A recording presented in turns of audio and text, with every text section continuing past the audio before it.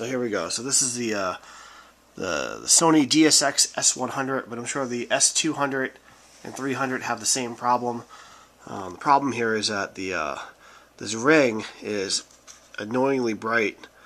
I don't have a before shot because I'm too lazy to go out to my car. But basically, this how-to is basically going to be how to make that ring around there less bright. All right, so I'm going to hand this off to my cameraman G.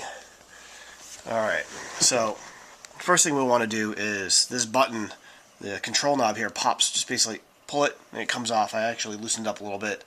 Just pull it straight off and that'll come off.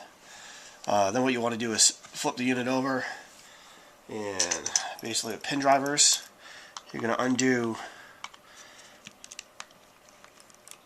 a couple of screws here.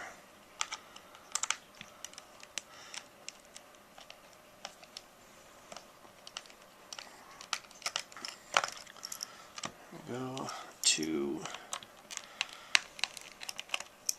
3, and 4, and 5. Oh. Alright.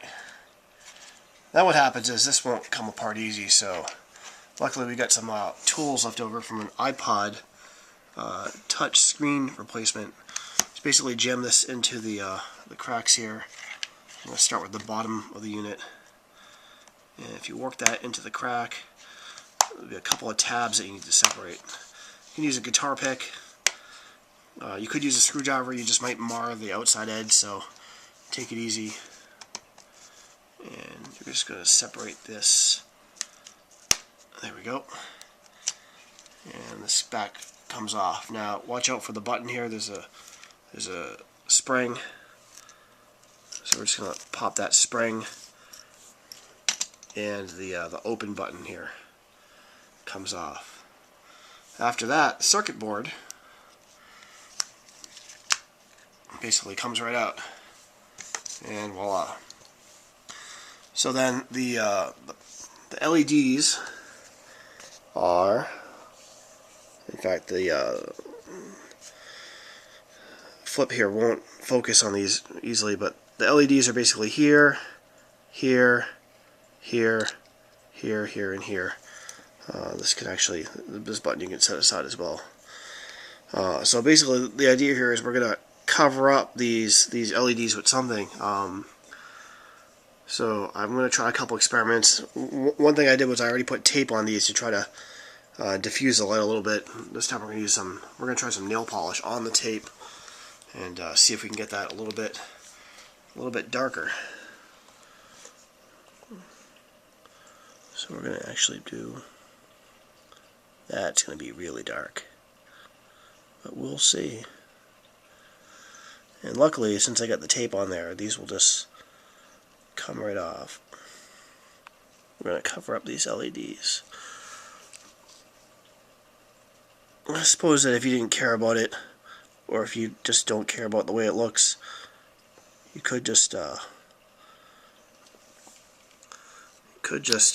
cover them up permanently.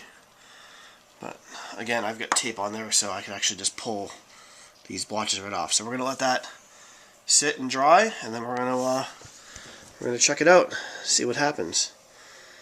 All right. So what I ended up doing was the nail polish here was a little too black. So I ended up using a Q-tip, putting it down, smearing it to kind of make it a little bit more a gray color and a little bit more transparent.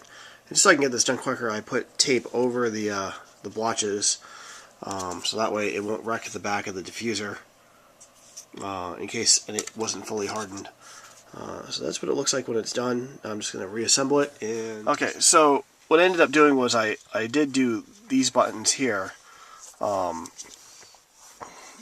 with the the method I just did, but as you can see, I didn't do this button. So it's actually, you can't really tell here, but now this is this ring is actually a little bit more of a subtle blue versus bright as the sun for that. if you can really tell the brightness based on this video, but the reality is that the outside ring is nice dark blue, and this search button is now super bright. But we'll go back in, tape that guy up, and make him a little bit darker. Alright, so here we go. Where my Honda Element, there we go. Now that's a little bit more even brightness. I ended up doing the LED behind the big button there for source. And let's just make sure my radio still works. Yeah, looks like it's good. I've been in Helsinki Airport.